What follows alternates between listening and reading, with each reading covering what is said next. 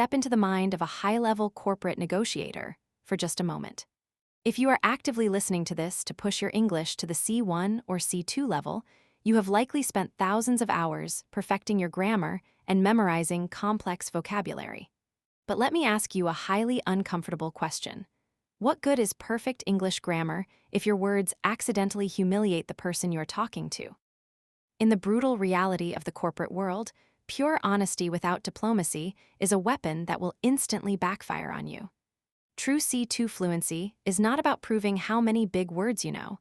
It is about high-level emotional intelligence. It is the art of correcting someone's behavior without wounding their fragile ego. If you want to learn how to navigate difficult conversations, resolve toxic conflicts, and win people over using the art of diplomatic English, you are in the exact right place. Welcome to part 1 of the Diplomatic Communication series, The Chronic Latecomer. Let us set the scene. It is 4:00 p.m. on a Friday. You are completely exhausted because, once again, you are scrambling to cover for a colleague who has missed a critical deadline. This is not the first time. It is a chronic behavior. His delays are causing a massive operational bottleneck, and the entire team is suffering because of his poor time management. You pull him aside into a meeting room to confront the issue. If you use basic English, your frustration takes over. You point your finger, look him in the eye, and say, "You're always late. You're making the whole team suffer." What happens next? You might feel a temporary rush of relief because you finally spoke the truth. But psychologically, you just triggered a disaster. The moment you say, "You are always late," his brain registers a direct, personal attack. His ego instantly throws up an impenetrable defensive wall. He will stop listening to your logic and immediately start making excuses, blaming other departments, or secretly holding a grudge against you. You won the argument, but you lost the teammate, and the work is still delayed. Now, let us completely rewind the situation. Listen to how a diplomatic C2 leader handles the exact same frustration, using velvet-gloved vocabulary to completely disarm the tension and force collaboration. You look at him calmly, maintain a supportive posture, and state, "I've noticed we've had a few challenges meeting recent deadlines. I'm wondering if there's anything we can do differently to make the process more manageable for you and the team." Notice what just happened in the room. The anger is gone. The defensiveness is completely neutralized. Let us meticulously dissect the psychological brilliance of that C2 phrasing so you can seamlessly integrate this diplomatic armor into your own communication. First, consider the brilliant opening phrase, "I've noticed."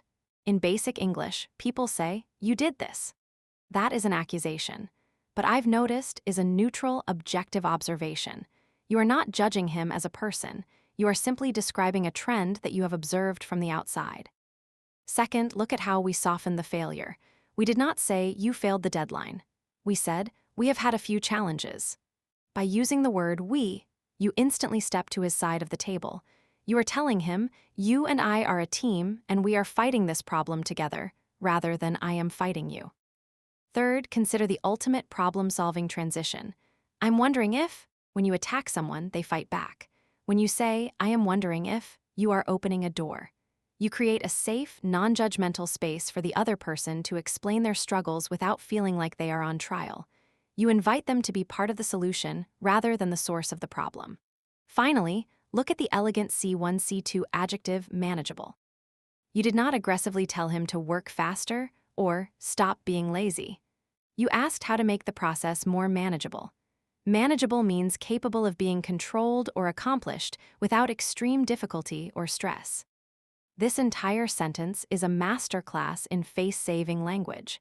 In professional cultures around the world, preserving someone's dignity is the ultimate key to influence. You successfully addressed his toxic behavior, but you framed it entirely as a collaborative effort to improve the system. Now, it is time to move your brain from passive listening to active, rhythmic speaking practice. To truly master diplomatic English, your tone of voice must perfectly match your vocabulary. You cannot say these elegant words with an angry, aggressive tone. Otherwise, it just sounds like passive-aggressive sarcasm. I want you to shadow my voice out loud right now. Keep your voice calm, supportive, and highly professional. Take a deep breath and repeat this conflict resolution technique after me. "I've noticed we've had a few challenges, meeting recent deadlines. Let us do the second." Half, keeping the tone curious and helpful. I'm wondering if there's anything we can do differently to make the process more manageable. Now, let us put the entire diplomatic masterpiece together. I've noticed we've had a few challenges meeting recent deadlines. I'm wondering if there's anything we can do differently to make the process more manageable for you and the team. Feel the calm, undeniable leadership in that delivery. You did not attack him. You extended a professional hand to help him up, forcing him to respect you and fix his behavior. Keep practicing this vocal delivery out loud. Lock these diplomatic frameworks into your reflex memory and prepare yourself for the psychological art of saying no in part 2, the elegant refusal. Think about the most dangerous word in the English language. It is a tiny two-letter word that has the power to instantly kill a promotion, destroy a partnership, and severely damage your professional reputation. That word is no. If you are an advanced English speaker, you obviously know how to decline an offer. But knowing how to say no while actually increasing your status in the eyes of the person who asked, that is a rare, elite C2 superpower. If you have ever felt trapped into accepting an exhausting task simply because you did not know how to refuse politely, this lesson will give you your freedom back. Welcome to part 2 of the Diplomatic Communication series, the elegant refusal. Let us set the scene. Your manager or a highly valued client approaches your desk. They look excited. They want to hand you a brand new, high-profile project. There is just one massive problem. You are already drowning in work. You are barely surviving your current deadlines, and taking on one more task will guarantee a catastrophic burnout. If you rely on basic English reflexes, the panic takes over and you blurt out, "I can't do this. I'm too busy right now." Let us analyze the damage you just caused.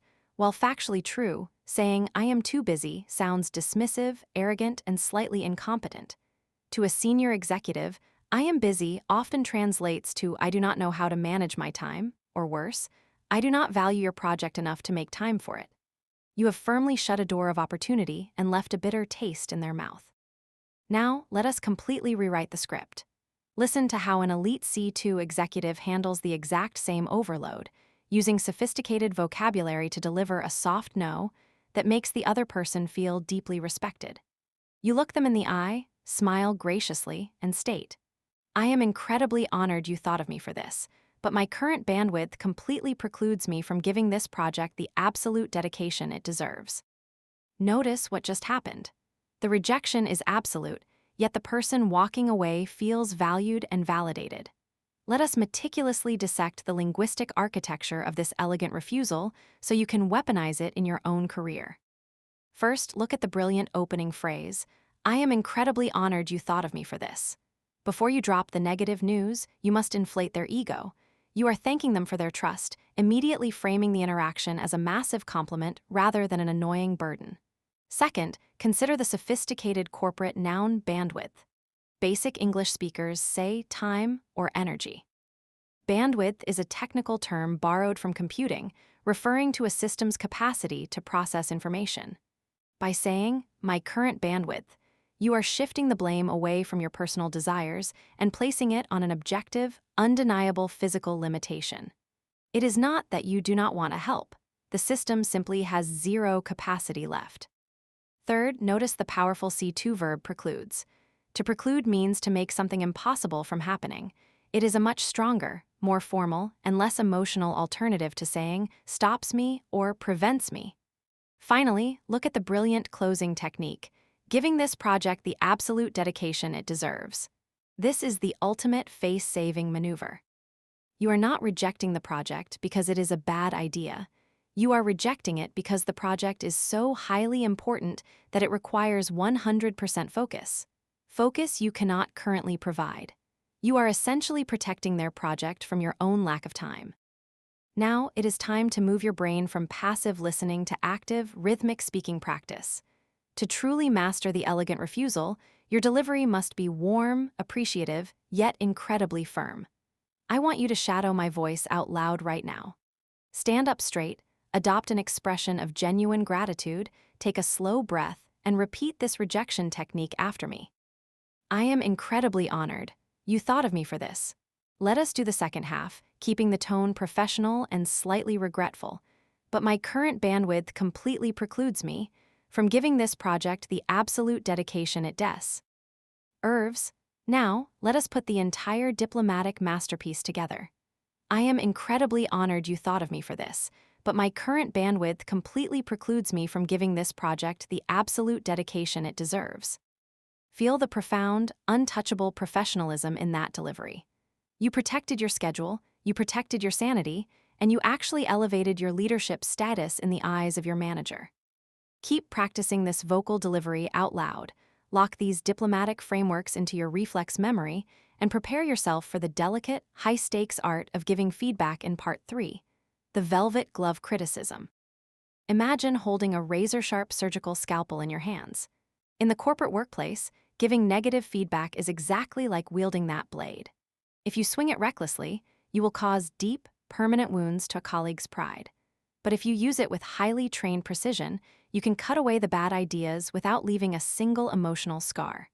If you are aiming for true C2 mastery, you must realize that raw honesty is often perceived as brutality.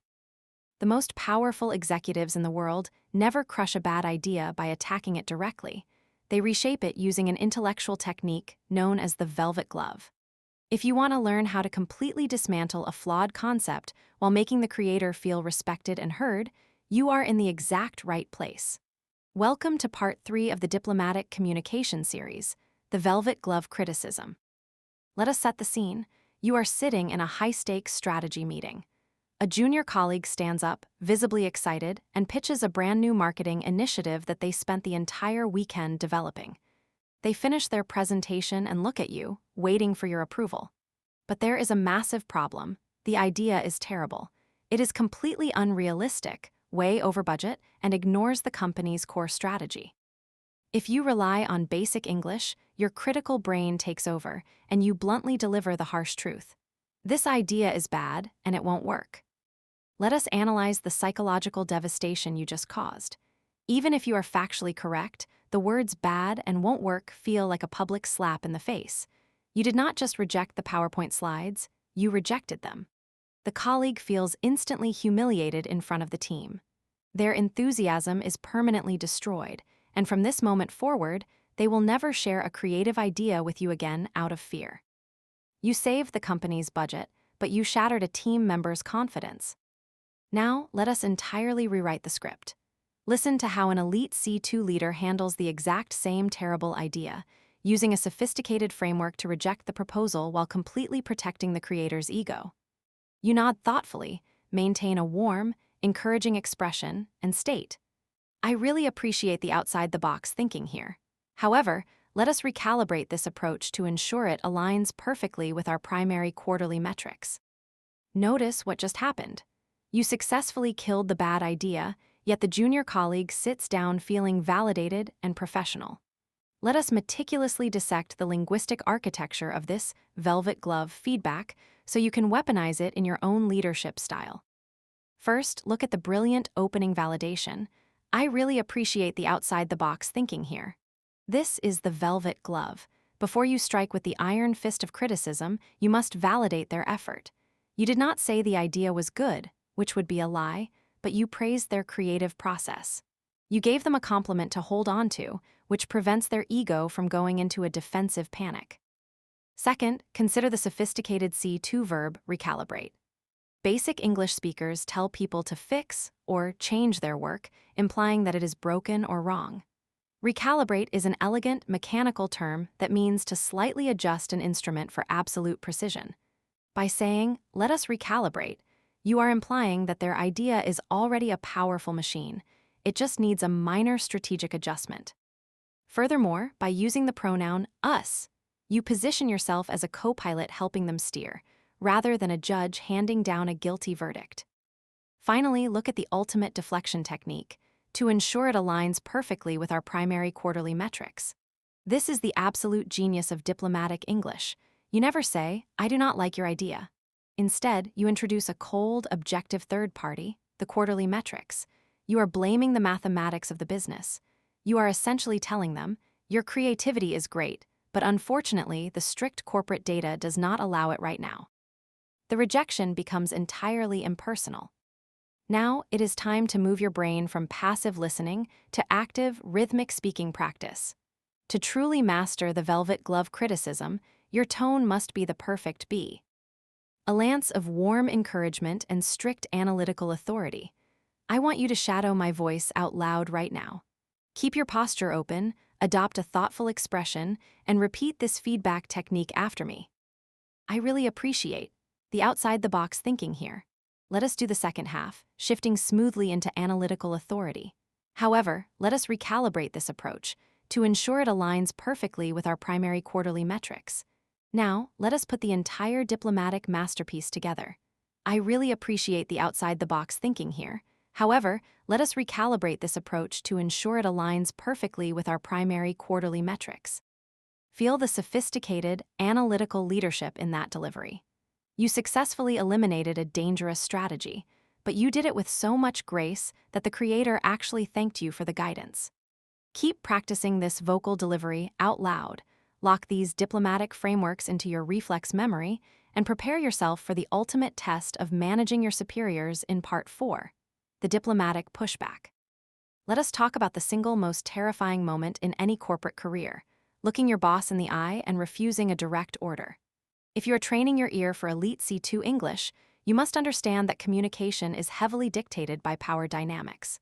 When a superior hands you an impossible deadline, using basic English to say no sounds like pure insubordination.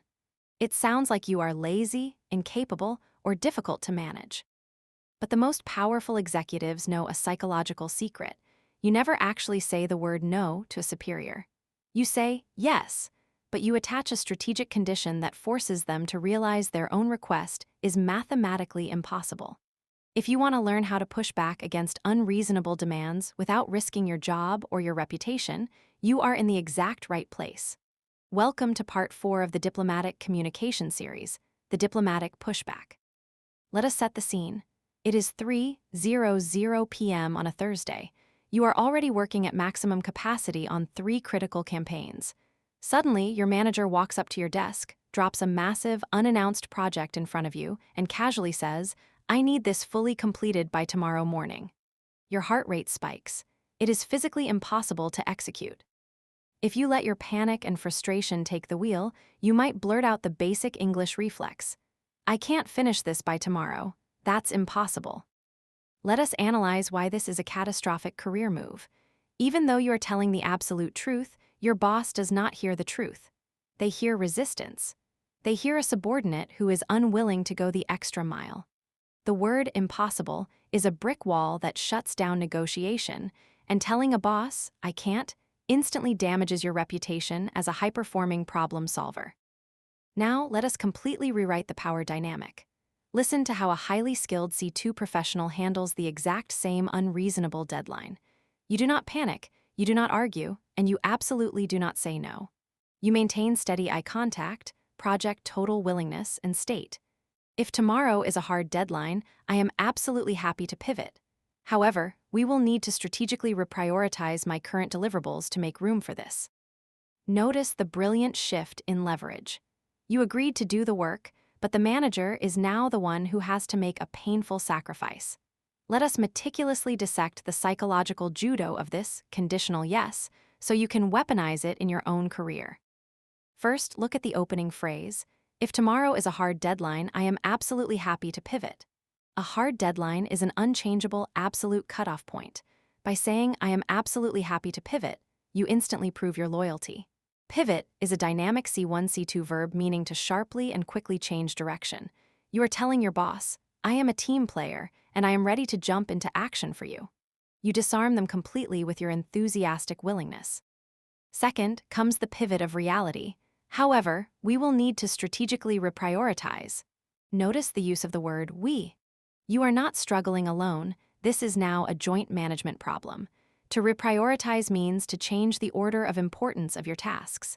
You are forcing the boss to look at the corporate chessboard and make a strategic sacrifice. Finally, look at the brilliant corporate noun, my current deliverables. Deliverables are the tangible goods, reports, or services you are supposed to produce.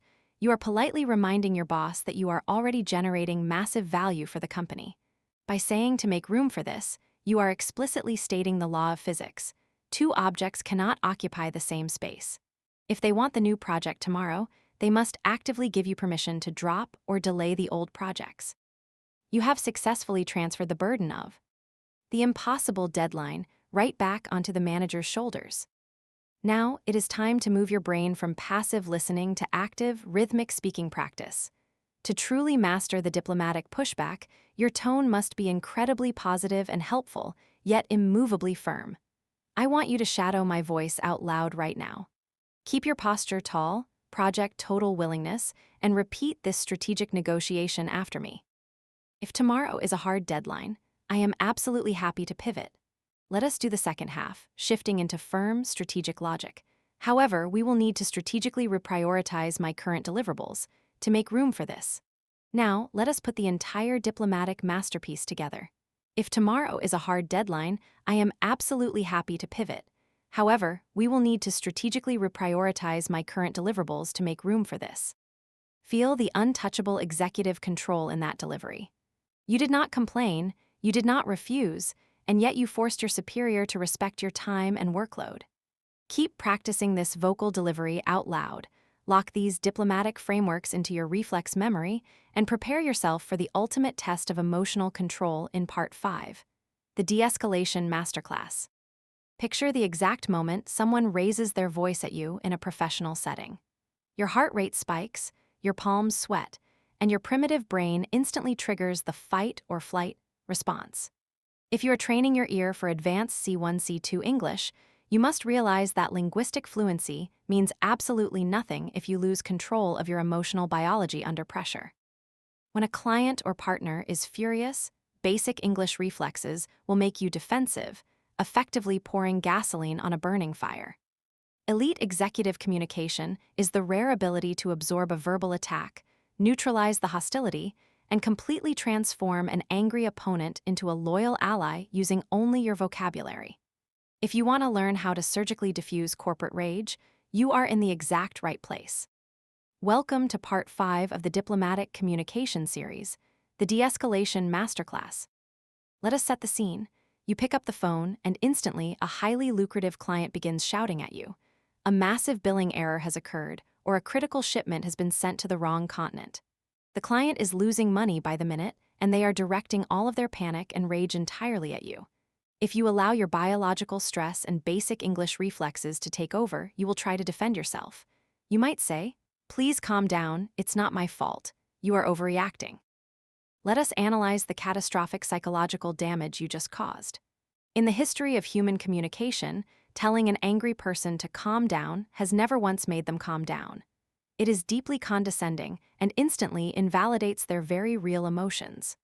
Furthermore, saying, "It's not my fault," makes you look weak and eager to dodge responsibility, while accusing them of overreacting is a direct insult to their intelligence. You did not solve the problem, you just escalated a fixable business error into a permanent, blood-boiling personal vendetta. They will likely hang up and immediately call your CEO. Now, let us completely rewrite the power dynamic. Listen to how a highly trained C2 crisis manager handles the exact same explosion of anger. You do not raise your voice, you do not interrupt, and you absolutely do not defend yourself. You wait for them to finish, take a slow breath, and deliver this surgical response. I completely validate your frustration. Please know that resolving this discrepancy is my absolute top priority right now, and I am fully committed to making this right for you. Notice the immediate shift in the atmosphere. The client's anger instantly deflates, and they begin breathing normally again. Let us meticulously dissect the psychological judo of this de-escalation technique so you can weaponize it in your own career. First, look at the brilliant psychological opening. I completely validate your frustration. When human beings are screaming, they are usually just fighting for the right to be heard. By using the C2 verb validate, you are confirming that their anger is entirely logical and justified. You are not necessarily admitting fault, but you are officially recognizing their emotional pain. Once an angry person feels validated, their brain stops fighting you. You have instantly crossed the battlefield and positioned yourself as their ally. Second, consider the masterful noun, discrepancy. Basic English speakers use terrifying words like disaster, massive mistake, or huge problem. A discrepancy is a cold, clinical, and highly professional term that simply means a lack of compatibility between two facts or numbers. By calling the crisis a discrepancy, you are subconsciously shrinking a massive emotional disaster into a tiny, easily fixable administer. Additive error. You are lowering the temperature of the room using vocabulary. Finally, look at the ultimate declaration of ownership. Resolving this is my absolute top priority, and I am fully committed to making this right. Angry clients do not care whose fault it is, they just want a savior. By declaring your full commitment, you are taking the heavy burden of the crisis off their shoulders and placing it squarely onto your own. You have transformed yourself from the target of their anger into their dedicated corporate protector. Now, it is time to move your brain from passive listening to active, rhythmic speaking practice. To truly master the art of de-escalation, your tone must be incredibly steady, empathetic, and anchored in absolute authority. I want you to shadow my voice out loud right now.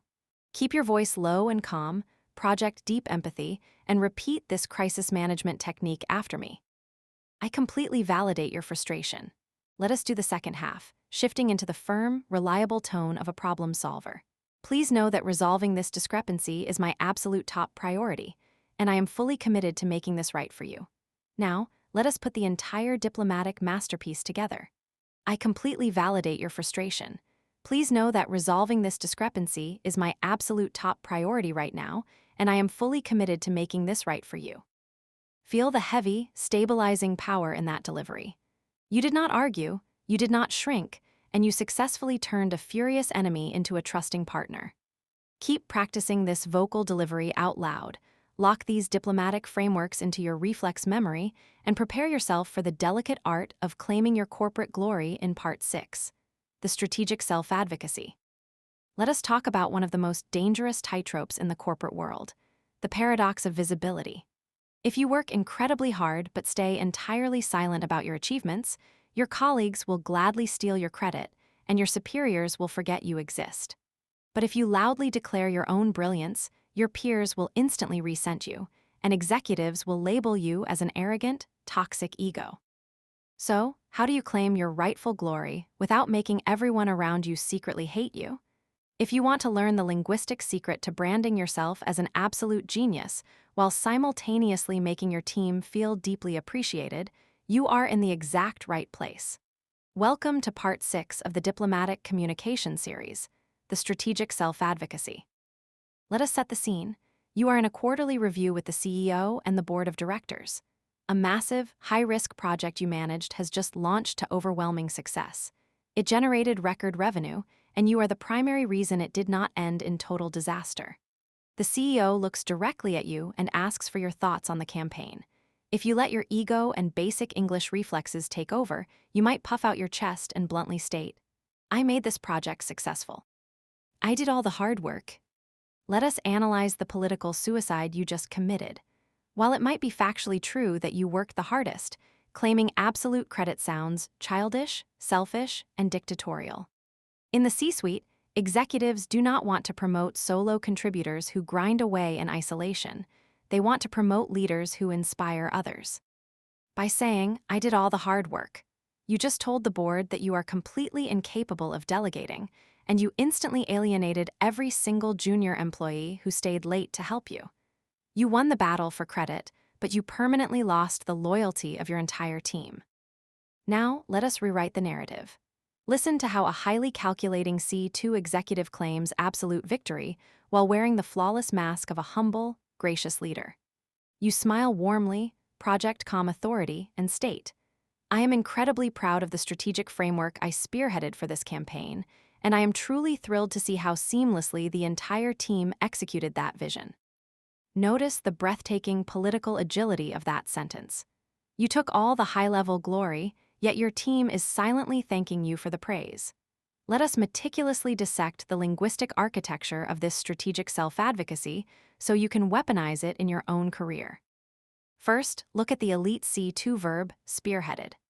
The spearhead is the sharp, lethal tip of a weapon that leads the attack and pierces the armor. By saying you spearheaded the initiative, you are subliminally planting the idea that you were the absolute tip of the spear, the pioneer who bravely led the charge into the unknown. It is infinitely more powerful and authoritative than the basic word managed. Second, notice what exactly you spearheaded, the strategic framework and that vision. You did not say you did the hard work. Junior employees do hard work, executives build frameworks and cast visions. You are claiming ownership of the high-level intellectual property of the project, immediately elevating yourself from a worker bee to a visionary architect. You are telling the CEO that you are the brain of the operation. Finally, look at the brilliant inclusion of your colleagues. I am truly thrilled to see how seamlessly the entire team executed that vision. This is the ultimate political masterstroke. You use the elegant adverb, seamlessly, to highly compliment their performance. However, you specifically praise them for executing your vision. You successfully define the corporate hierarchy. You are the brain that created the master plan, and they are the hands that built it. You look like a magnanimous, supportive leader, all while securing 100% of the strategic credit for yourself. Now, it is time to move your brain from passive listening to active, rhythmic speaking practice. To truly master strategic self-advocacy, your tone must be incredibly gracious, deeply proud, and completely devoid of arrogance. I want you to shadow my voice out loud right now. Keep your posture relaxed but dominant, project a warm smile, and repeat this political masterstroke after me. I am incredibly proud of the strategic framework I spearheaded for this campaign. Let us do the second half, shifting into warm, team-focused appreciation. And I am truly thrilled to see how seamlessly the entire team executed that vision. Now, let us put the entire diplomatic masterpiece together. I am incredibly proud of the strategic framework I spearheaded for this campaign, and I am truly thrilled to see how seamlessly the entire team executed that vision. Feel the magnetic, visionary leadership in that delivery. You did not brag, you did not alienate your peers, and yet you successfully branded yourself as the indispensable mastermind behind the company's success. Keep practicing this vocal delivery out loud, lock these diplomatic frameworks into your reflex memory, and prepare yourself for the ruthless art of controlling time in Part 7, the meeting hijacker. Time is the most expensive asset in any corporate boardroom. If you are listening to this to achieve absolute C2 fluency, you likely already know how to express your own ideas with perfect clarity. But what happens when someone else will not stop expressing theirs? The true test of a high-level executive is not just how well they speak, but how effectively they can silence someone else without creating an enemy. If you have ever been trapped in a meeting by a colleague who talks endlessly, dragging the conversation completely off a cliff while you watch the clock desperately, this lesson will be your ultimate weapon.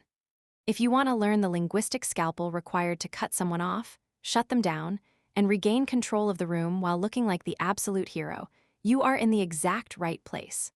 Welcome to Part 7 of the Diplomatic Communication Series, the Meeting Hijacker.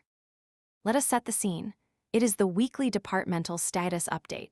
You have exactly 8 minutes left on the clock, and you still need to cover the most critical financial decision of the week. Suddenly, a notoriously talkative colleague takes the floor. Instead of giving a brief update, they completely hijack the meeting.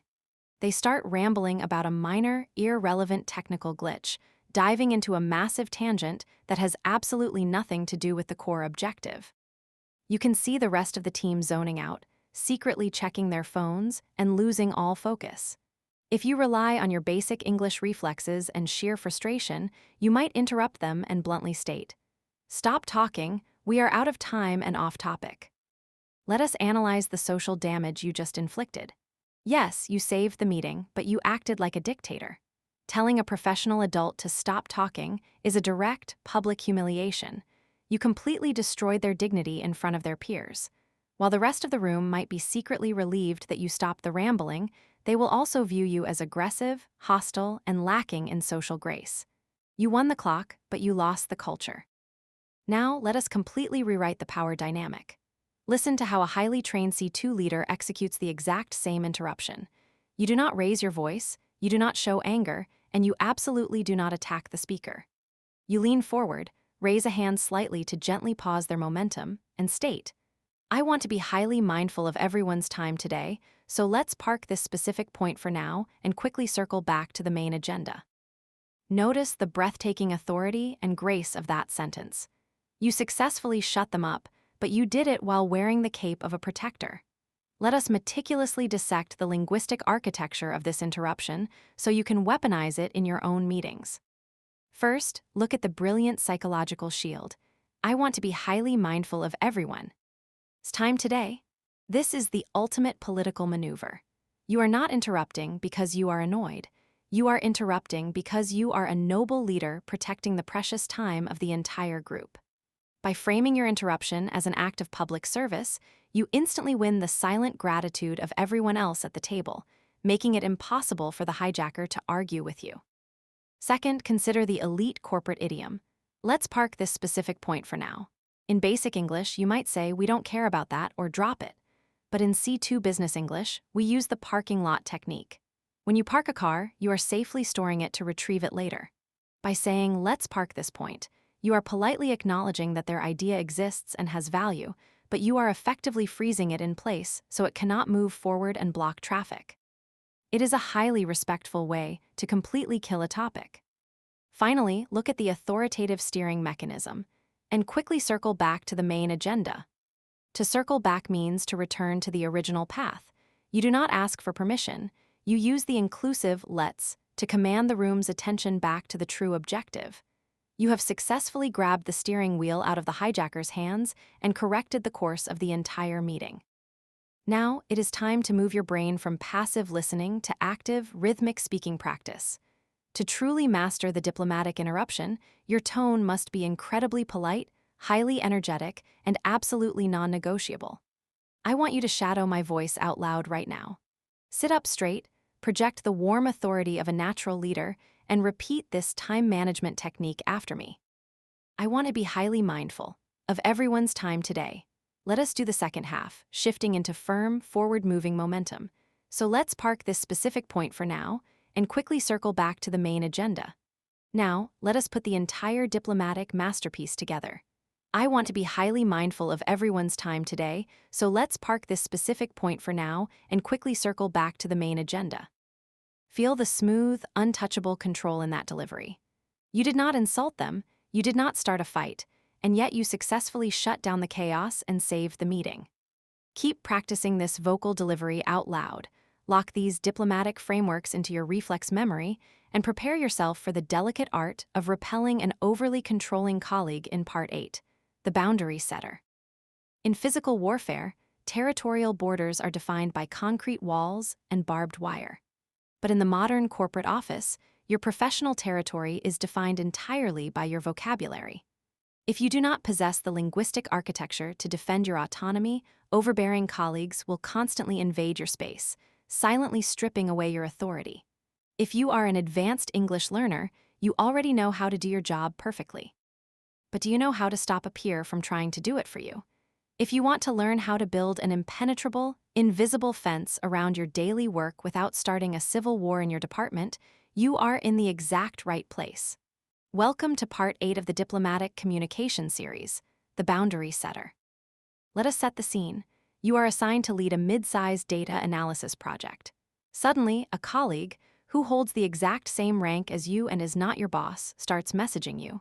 At first, it seems helpful, but by Wednesday, it has turned into a nightmare. They are constantly checking your progress, sending you unsolicited articles on how to format your spreadsheets, and literally standing over your shoulder suggesting minor edits. They are aggressively micromanaging you. If you allow your biological irritation and basic English reflexes to take over, you will snap.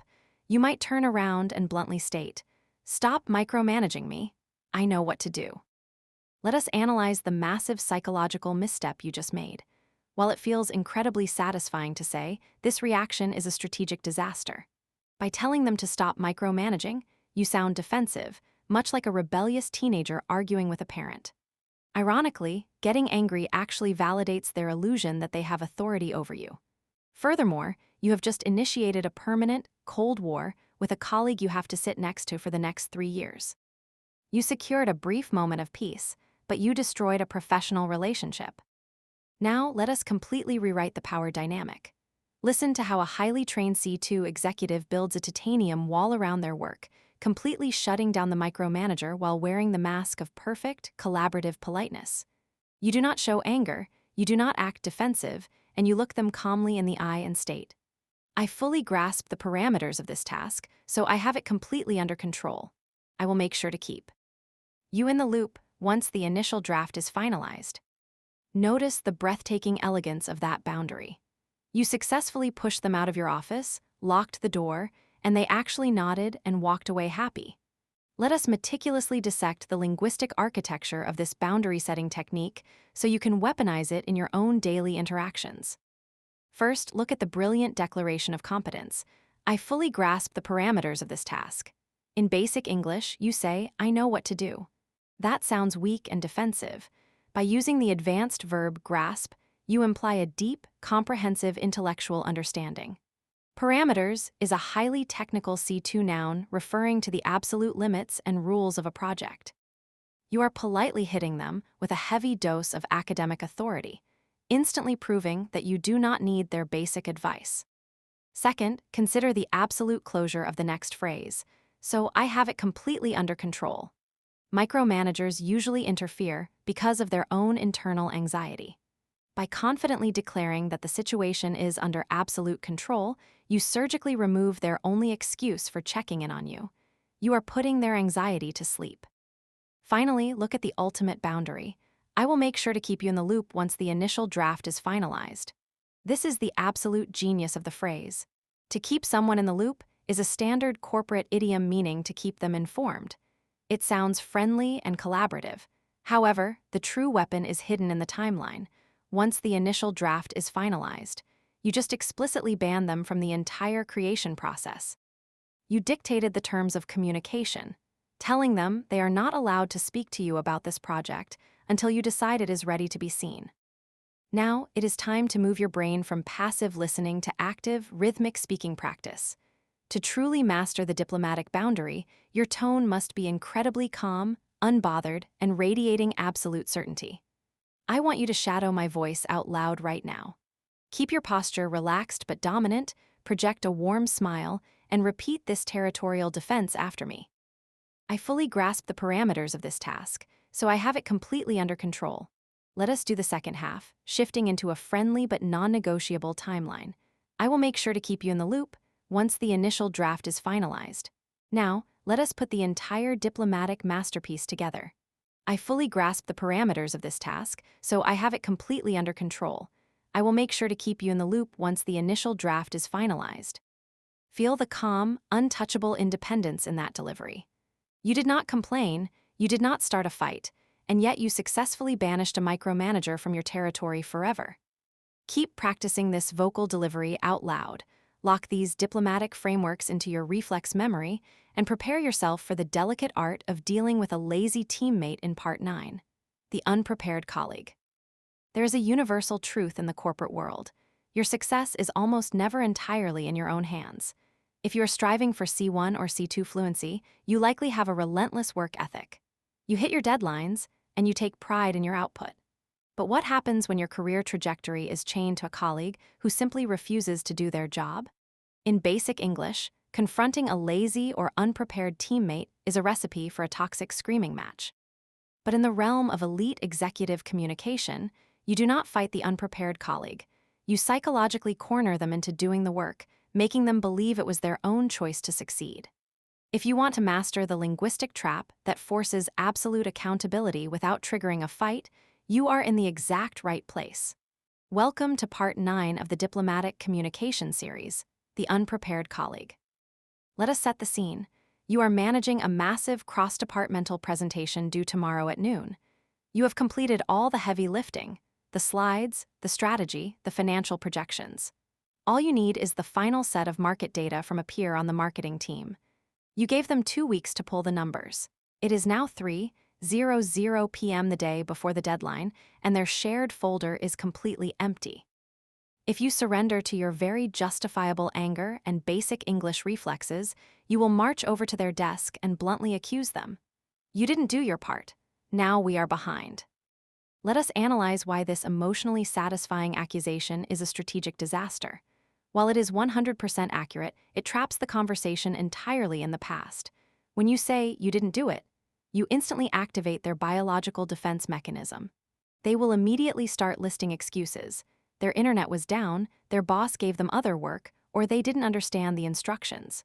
You are now trapped in a useless, time-waste argument about why the work is late, which does absolutely nothing to secure the actual data you need. You have created an enemy, and you are still behind schedule. Now, let us completely rewrite the power dynamic. Listen to how a highly trained C2 leader handles the exact same unprepared colleague. You do not look backward, you do not assign blame, and you completely eliminate any opportunity for excuses. You approach them with calm, forward-looking authority and state. In order for us to move forward seamlessly, we critically need those data points from your end. How can we support you in getting that over the finish line? Notice the breathtaking psychological trap you just set. They cannot argue, they cannot make excuses, and they are forced to take immediate action. Let us meticulously dissect the linguistic architecture of this forward-focused inquiry so you can weaponize it in your own team dynamics. First, look at the brilliant opening condition. In order for us to move forward seamlessly, you do not say, "You are holding us back," which is an insult. Instead, you frame the entire conversation around future progress.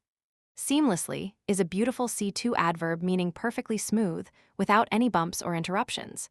You are setting an elite standard of excellence for the team, gently implying that the current situation is not seamless. Second, consider the elegant noun phrase. We critically need those data points from your end. You do not say your work. From your end is a highly professional corporate idiom that acknowledges their specific domain of responsibility. Coupled with the powerful adverb, critically, you are politely reminding them that their specific contribution is absolutely vital to the survival of the project. You are elevating their importance rather than insulting their laziness. Finally, look at the ultimate psychological trap. How can we support you in getting that over the finish line? This is the absolute genius of the phrase. You do not ask, "Why didn't you do it?" which invites an excuse. You ask, "How can we help you finish?" This creates an impenetrable paradox for the unprepared colleague. By offering support, you look like a generous, magnanimous leader. But in reality, you are ruthlessly calling their bluff.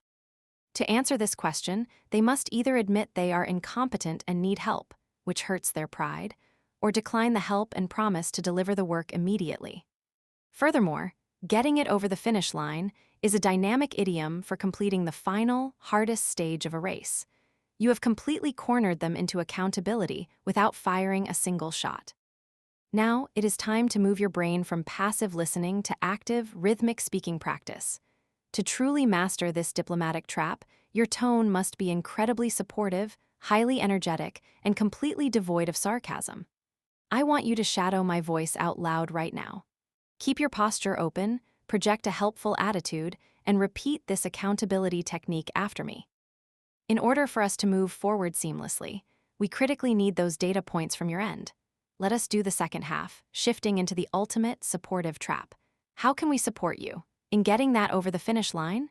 Now, let us put the entire diplomatic masterpiece together. In order for us to move forward seamlessly, we critically need those data points from your end. How can we support you in getting that over the finish line? Feel the calm, inescapable authority in that delivery. You did not yell, you did not blame, and yet you successfully forced an unprepared colleague to step up and do their job. Keep practicing this vocal delivery out loud, lock these diplomatic frameworks into your reflex memory, and prepare yourself for the ultimate corporate challenge in our grand finale, Part 10, the graceful disagreement. In the rigid hierarchy of the global corporate world, the single most dangerous action you can take is telling the person who signs your paycheck that they are completely wrong. If you're training your ear for C1 and C2 English, you absolutely possess the vocabulary to win a logical debate. But winning a debate against your boss is the fastest way to permanently stall your career. Executives do not promote subordinates who publicly embarrass them. The ultimate hallmark of elite communication is the ability to disagree with a superior, change their mind, and somehow make them feel incredibly smart in the process. If you want to learn the linguistic alchemy of defying authority while actually increasing your political power, you are in the exact right place. Welcome to the grand finale of the Diplomatic Communication Series, Part 10, the graceful disagreement. Let us set the scene. You are sitting in the boardroom with the director of your division. They have just enthusiastically presented a brand new strategy to aggressively expand into a new, untested market. They are incredibly proud of the idea. However, you have run the numbers, and you know for a fact that this plan will bankrupt the department within 6 months. It is a catastrophic miscalculation. If you rely on pure honesty and your basic English reflexes, your survival instinct kicks in and you bluntly state, "I completely disagree. That's a bad idea." Let us analyze the absolute career suicide you just committed. Even if your financial analysis is 100% correct, you just publicly attacked your boss's intelligence. By saying, "I disagree" and "bad idea," you challenge their authority in front of the entire team. Their ego will instantly ignite, they will dig their heels in to defend their pride, and they will view you not as a protector of the company, but as a negative, insubordinate roadblock. You won the math equation, but you lost the political war. Now, let us completely rewrite the power dynamic. Listen to how a highly trained C2 strategist handles the exact same fatal business plan. You do not attack, you do not use negative adjectives, and you absolutely do not say the word disagree. You nod thoughtfully, look respectfully at your superior, and deliver this surgical response. I completely see the strategic value in that approach. However, looking closely at the current data, I'd highly recommend exploring an alternative route to proactively mitigate potential risks. Notice the breathtaking political agility of that sentence. You successfully stopped a terrible idea, yet your boss feels deeply respected and protected. Let us meticulously dissect the linguistic architecture of this, yes, but approach so you can weaponize it in your own career. First, look at the brilliant psychological validation. I completely see the strategic value in that approach. This is the yes. Leaders desperately want to be seen as visionaries. Before you destroy their plan, you must praise their vision. By validating the strategic value, you stroke their ego and prove that you understand their high-level goals, instantly making them lower their defensive shields. Second, consider the flawless pivot. However, looking closely at the current data, you never say, "I think you are wrong." You introduce a cold, emotionless third party, the data. You are removing yourself from the line of fire. It is not you fighting your boss, it is both of you looking at the objective mathematics. Third, look at the elegant suggestion. I'd highly recommend exploring an alternative route. Basic English speakers say, "We need to do my idea." An alternative route is a beautiful, non-threatening C2 metaphor. It implies that the boss's final destination is still correct. You are simply suggesting a safer road to get there. Finally, the ultimate executive closer, to proactively mitigate potential risks. This is pure corporate poetry. Mitigate is an advanced C2 verb meaning to make something less severe, harmful, or painful. Proactively means acting before the disaster happens. By framing your disagreement this way, you completely transform your image. You are no longer a rebellious subordinate, you are a fiercely loyal advisor stepping in front of a bullet to protect your boss from a hidden danger. Now, it is time to move your brain from passive listening to active, rhythmic speaking practice for the final time in this series. To truly master the graceful disagreement, your tone must be incredibly respectful, highly analytical, and deeply loyal. I want you to shadow my voice out loud right now. Keep your posture attentive, project a collaborative spirit, and repeat this political masterstroke after me. I completely see the strategic value in that approach. Let us do the second half, shifting into analytical protection. However, looking closely at the current data, I'd highly recommend exploring an alternative route to proactively mitigate potential risks. Now, let us put the entire diplomatic masterpiece together. I completely see the strategic value in that approach. However, looking closely at the current data, I'd highly recommend exploring an alternative route to proactively mitigate potential risks. Feel the sophisticated, untouchable political power in that delivery. You successfully stopped a disaster without ever bruising a single ego. You have now completed all 10 parts of the diplomatic communication series. You have mastered the art of managing chronic latecomers, executing elegant refusals, delivering velvet glove criticism, pushing back against executives, de-escalating furious clients, claiming strategic credit, hijacking chaos, setting impenetrable boundaries, cornering lazy peers, and gracefully disagreeing with absolute power. Lock these C2 frameworks deeply into your reflex memory. The English language is no longer just a tool for you to share information. It is now your ultimate weapon for influence, leadership, and absolute professional dominance.